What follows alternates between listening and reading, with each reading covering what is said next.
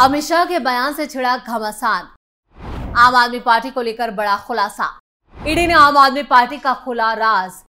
क्या केजरीवाल की फिर बढ़ेंगी मुश्किलें? नमस्कार, टर्निंग पॉइंट में आपका स्वागत है और मैं हूं आपके साथ परवीन शेख। दिल्ली की सियासत में इस वक्त उथल पुथल मची हुई है, क्योंकि लोकसभा चुनाव के बीच में एक तरफ तो दिल्ली के पूर्व डिप्टी सीएम मनीष सिसोदिया को तगड़ा झटका लगा है, तो वहीं दूसरी तरफ अब ईडी ने आम आदमी पार्टी को लेकर कुछ ऐसा खुलासा किया है जिसने हर किसी को हैरान कर दिया है। दिल्ली की पूरी कहानी में ट्विस्ट तो तब आ गया जब गृह मंत्री अमित शाह का बयान सामने आया और अमित शाह के बयान से दिल्ली के मुख्यमंत्री अरविंद केजरीवाल के साथ ही आम आदमी पार्टी की भी मुश्किलें बढ़ती हुई नजर आ रही हैं, क्योंकि दिल्ली के मुख्यमंत्री अरविंद केजरीवाल सत्ता में आए थे तो भ्रष्टाचार को खत्म करने का वादा किया था, लेकिन आज दिल्ली के मुख्यमंत्री अरविंद केजरीवाल खुद ही भ्रष्टाचार के आरोप में घिरे हुए हैं और जमानत पर बाहर हैं। लेकिन दिल्ली के शराब घोटाले के मामले में लगातार चल रही कार्रवाई के बीच में अब ईडी ने बड़ा खुलासा करके सबको चौंका दिया है। लेकिन उससे ज्यादा बड़ा झटका दिल्ली के सीएम अरविंद केजरीवाल को अमित शाह के बयान से लगा है। तो चलिए आपको भी बताते हैं कि आखिर क्या कुछ है पूरा मामला जिसने दिल्ली की सियासत की हवा का रुख बदल दिया है। दिल्ली की विवादित शराब नीति हो या फिर स्वाति मालीवाल केस, आम आदमी पार्टी की मुश्किलें कम होने का नाम नहीं ले रही। लेकिन अब अमित शाह के एक बयान से दिल्ली की सियासत का रुख बदलता हुआ नजर आ रहा है, क्योंकि अमित शाह ने जो बयान दिया है उससे न सिर्फ केजरीवाल बल्कि उनकी पार्टी यानी आम आदमी पार्टी भी फंसती हुई दिख रही है। अभी तो सिर्फ शराब घोटाले की जांच हुई है, 7 और घोटालों की जांच बाकी है। अरविंद केजरीवाल सरकार पर शराब घोटाला, जल बोर्ड घोटाला, क्लासरूम, नकली दवाओं, लैब, एक्सरे, गाड़ियों में पैनिक बटन, बस खरीद, आवास घोटाले का आरोप लगाते हुए अमित शाह ने जब ये बयान दिया तो सियासी हलचल तेज हो गई है। दरअसल 20 मई को साउथ दिल्ली में बीजेपी प्रत्याशी रामवीर सिंह बिधूड़ी के लिए प्रचार करने पहुंचे देश के गृह मंत्री अमित शाह ने दिल्ली के मुख्यमंत्री समेत इंडिया अलायंस के नेताओं पर जमकर वार किया। संगम विहार में हुई सभा में पहुंची भीड़ को 25 मई को वोट देने की अपील के साथ अमित शाह ने कहा, रामवीर सिंह बिधूड़ी को दिया आपका एक एक वोट, नरेंद्र मोदी को तीसरी बार प्रधानमंत्री बनाएगा। अमित शाह बोले, कमल के फूल का बटन जरूर दबाएं ताकि 1 जून को केजरीवाल वापस तिहाड़ जा सके। इसके साथ ही अमित शाह ने कहा, मैंने राजनीति में अरविंद केजरीवाल जैसा यू टर्न लेने वाला आदमी नहीं देखा। वो शपथ लेकर कहते थे कि राजनीति में नहीं आएंगे, मगर फिर भी पार्टी बना ली। वो कहते थे कि मुख्यमंत्री नहीं बनूंगा, यू टर्न लिया और 3 बार सीएम बने। उन्होंने कहा था कि कांग्रेस की सरकार को गिराकर जेल में डालेंगे, मगर अब उसी कांग्रेस के लिए दिल्ली में चुनाव लड़ रहे हैं। उन्होंने कहा था कि हम वीवीआईपी सुविधा नहीं लेंगे, मगर सिक्योरिटी गाड़ी भी ली और 125 करोड़ का शीश महल भी बना लिया। अमित शाह ने कहा कि वो शीला दीक्षित के खिलाफ केस दर्ज कराना चाहते थे, मगर उनके खिलाफ ही भ्रष्टाचार का केस ही दर्ज हो गया और जेल जाना पड़ा। तो चलिए आपको भी उन सभी घोटालों से रूबरू करवाते हैं जिनका जिक्र गृह मंत्री अमित शाह ने अपने बयान में किया है। सबसे पहले बात करते हैं शराब घोटाले की, जिसमें खुद अरविंद केजरीवाल पर गंभीर आरोप लगे हैं और वो बेल पर बाहर हैं। क्या है दिल्ली शराब घोटाला?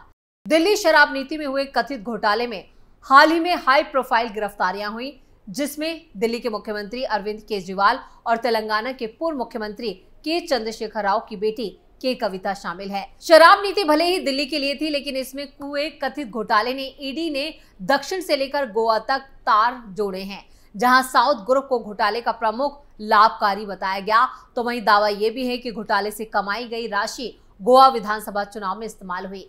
सीबीआई ने अगस्त 2022 में इस मामले में 15 आरोपियों के खिलाफ नियमों के कथित उल्लंघन और नई शराब नीति में प्रक्रियागत गड़बड़ी के आरोप में एफआईआर दर्ज की। बाद में सीबीआई की तरफ से दर्ज मामले के संबंध में ईडी ने पीएमएलए के तहत मनी लॉन्ड्रिंग के एक मामले की जांच शुरू कर दी।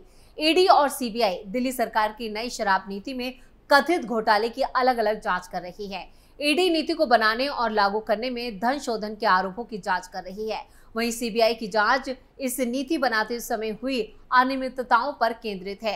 दिल्ली शराब नीति अनियमितता मामलों की जांच कर रही दोनों एजेंसियां सीबीआई और ईडी अब तक 15 से ज्यादा लोगों की गिरफ्तारियां कर चुकी है और 6 आरोप पत्र यानी अभी हाल फिलहाल में 8 जो चार्जशीट हैं वो भी दायर की है। गिरफ्तार होने वालों में अरविंद केजरीवाल, मनीष सिसोदिया, संजय सिंह, विजय नायर, के कविता, मंगुटा श्रीनिवास रेड्डी, राघव मंगुटा, समीर महेंद्रू, अरुण रामचंद्रन, राजेश जोशी, गोरंतला, बुची बाबू, अमित अरोड़ा, गौतम मल्होत्रा, अरुण पिल्लई, बेनोय बाबू, फ्रांसीसी शराब कंपनी परनोड रिकॉर्ड के महाप्रबंधक पी शरत चंद्र रेड्डी, अरबिंदो फार्मा के पूर्णकालिक निदेशक और प्रमोटर व्यवसायी अमनदीप धाल और व्यवसायी अभिषेक बोइनपल्ली शामिल हैं। इसमें से संजय सिंह, कई आरोपियों को जमानत जो है वो मिल गई है, कुछ सरकारी गवाह बन चुके हैं।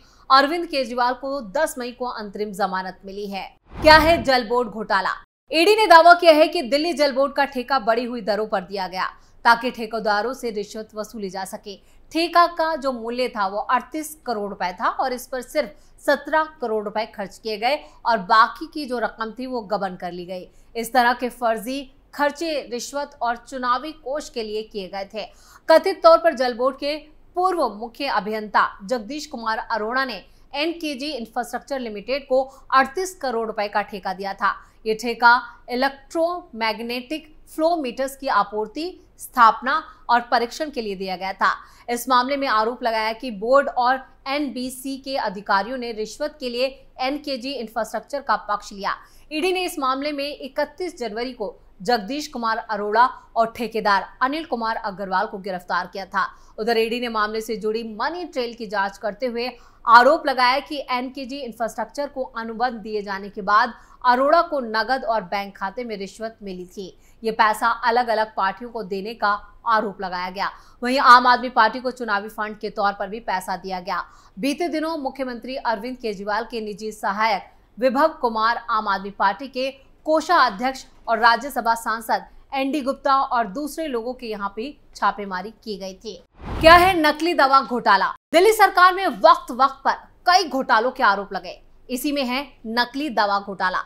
दरअसल दिल्ली के अस्पतालों से मरीजों की नकली दवाएं देने का आरोप है। लोगों की शिकायतों के बाद दवाओं की टेस्टिंग हुई। इस जांच के बाद उपराज्यपाल विनय कुमार सक्सेना ने सीबीआई जांच के आदेश और अस्पताल से नकली दवाएं हटाने के निर्देश दिए। आरोप है कि दिल्ली सरकार ने अस्पतालों के लिए नकली दवाएं खरीदी। बीजेपी नेता हरीश खुराना ने कहा कि केजरीवाल सरकार भ्रष्टाचार तो कर ही रही है, वो लोगों की सेहत से खिलवाड़ भी कर रही है। खुराना ने कहा कि सीएम केजरीवाल और दिल्ली के स्वास्थ्य मंत्री को सामने आकर सवालों का जवाब देना चाहिए। सवाल है कि दिल्ली में कब से इन नकली दवाओं का कारोबार चल रहा था? मरीजों को नकली दवाइयां देने से उनके स्वास्थ्य पर बुरा असर पड़ा होगा, इसकी भी जांच होनी चाहिए। क्या है क्लासरूम घोटाला? दिल्ली सरकार के विजिलेंस डिपार्टमेंट ने राजधानी के स्कूलों में बड़े घोटाले का दावा किया तो हड़कंप मच गया। विभाग का कहना था कि दिल्ली के 193 सरकारी स्कूलों में 2405 क्लासरूम बनाने के दौरान केजरीवाल सरकार ने जमकर भ्रष्टाचार किया। रिपोर्ट्स के मुताबिक 1300 करोड़ के घोटाले की रिपोर्ट्स मुख्य सचिव को सौंप दी गई थी। साथ ही सरकारी एजेंसी के जरिए इसकी जांच की मांग भी की गई थी। दरअसल अप्रैल 2015 में मुख्यमंत्री अरविंद केजरीवाल ने पीडब्ल्यूडी को दिल्ली के 193 सरकारी स्कूलों में 2405 एक्स्ट्रा क्लासरूम बनाने का निर्देश दिया था। विजिलेंस ने क्लासरूम बनाने की जरूरत का पता लगाने के लिए एक सर्वे किया और इसके आधार पर 194 स्कूलों में 7180 इक्विवेलेंट क्लासरूम बनाए जाने का अनुमान लगाया गया, जो 2405 क्लासेस के मुकाबले 3 गुना था। सीवीसी ने 17 फरवरी 2020 की एक रिपोर्ट में पीडब्ल्यूडी के दिल्ली के सरकारी स्कूलों में हुए भ्रष्टाचार को बताया। विभाग ने रिपोर्ट भेजकर डीओवी से जवाब मांगा था, लेकिन आम आदमी पार्टी सरकार ने 2.5 साल तक इस मामले को आगे नहीं बढ़ाया। इसके बाद अगस्त 2022 में दिल्ली के एलजी ने मुख्य सचिव को निर्देश देकर देरी की जांच करके रिपोर्ट देने को कहा। इस प्रोजेक्ट के लिए 989 करोड़ 26 लाख रुपए दिए गए थे। टेंडर वैल्यू जो थी वो 860 करोड़ 63 लाख रुपए थी। प्रोजेक्ट में कुल 1315.57 करोड़ रुपए खर्च हुए। कोई नया टेंडर दिए बिना एक्स्ट्रा काम किया जा रहा था। इससे कॉस्ट जो थी 326 करोड़ 25 लाख रुपए तक बढ़ गई थी, जो टेंडर के लिए सैंक्शन अमाउंट में 53% ज्यादा है। रिपोर्ट में यह भी कहा गया कि 194 स्कूलों में से 160 टॉयलेट्स बनाए जाने थे, लेकिन 37 करोड़ रुपए एक्स्ट्रा खर्च करके 1214 टॉयलेट बनाए गए। दिल्ली सरकार ने इन टॉयलेट को क्लासरूम बताया और 141 स्कूलों में केवल 4027 क्लासरूम ही बनाए गए। क्या है लैब घोटाला? दिल्ली में केजरीवाल सरकार की ओर से चलाए जा रहे मोहल्ला क्लिनिक में फर्जीवाड़े के आरोपों की सीबीआई जांच का उपराज्यपाल वीके सक्सेना पहले ही आदेश दे चुके हैं। दरअसल स्वास्थ्य विभाग की जांच में सामने आया था कि यहां ऐसे मरीजों को लैब टेस्ट कराए जा रहे थे जो वास्तव में थे ही नहीं। इन्हें घोस्ट पेशेंट कहा जाता है। ऐसा प्राइवेट लैब को फायदा पहुंचाने के लिए किया जा रहा था। इसे लेकर बीजेपी प्रवक्ता सुधांशु त्रिवेदी ने प्रेस कॉन्फ्रेंस की थी। उन्होंने कहा था कि आम आदमी पार्टी ने दारू के बाद अब दवा घोटाला किया है। क्या इन मोहल्ला क्लिनिक्स में सीसीटीवी कैमरे थे? अगर थे तो एक दिन में यहाँ 500 पेशेंट्स के आने का फुटेज भी होगा। 23 दिसंबर 2023 को विजिलेंस डिपार्टमेंट ने एक रिपोर्ट में दिल्ली के सरकारी अस्पतालों में नकली दवाएं होने की बात कही थी, जिस पर दिल्ली के उपराज्यपाल वीके सक्सेना ने चीफ सेक्रेटरी नरेश कुमार को जांच कराने का निर्देश दिया था। ये भी कहा था कि मामले की जांच सीबीआई से कराई जाए। इसके अलावा भी काफी सियासी घमासान हुआ था। क्या है पैनिक बटन घोटाला? महिलाओं की सुरक्षा के लिए डीटीसी और क्लस्टर बसों के अलावा टैक्सी के साथ ही ऑटो में पैनिक बटन और जीपीएस सिस्टम लगाए जाने के बहाने 100 करोड़ से ज्यादा का घोटाला सामने आने के बाद दिल्ली सरकार सवालों के घेरे में आ गई। जॉइंट कमिश्नर एसीबी मधुर वर्मा का कहना है कि बीते जून में पैनिक बटन के मामले में खामियां सामने आने पर एलजी वीके सक्सेना ने टैक्सियों, ऑटो, डीटीसी और क्लस्टर बसों में लगे पैनिक बटन का ऑडिट करने के निर्देश दिए थे। ऑडिट में भारी अनियमितताएं पाई गई थी, यानी गड़बड़ियां पाई गई थी और 112 यानी पुलिस के कमांडर और कंट्रोल रूम नंबर से पैनिक बटन कंट्रोल रूम की कोई कनेक्टिविटी ही नहीं पाई गई थी, जिस वजह से 3 साल में एक बार भी कॉल जो था वो पुलिस कंट्रोल रूम को नहीं आए। जबकि कई बसों में महिलाओं को दिक्कतें आई होंगी। उन्होंने आपात स्थिति में पैनिक बटन भी दबाया हुआ, यानी महिलाओं की सुरक्षा के नाम पर भी दिल्ली सरकार में घोटाले का आरोप लगा है। क्या है आवास घोटाला?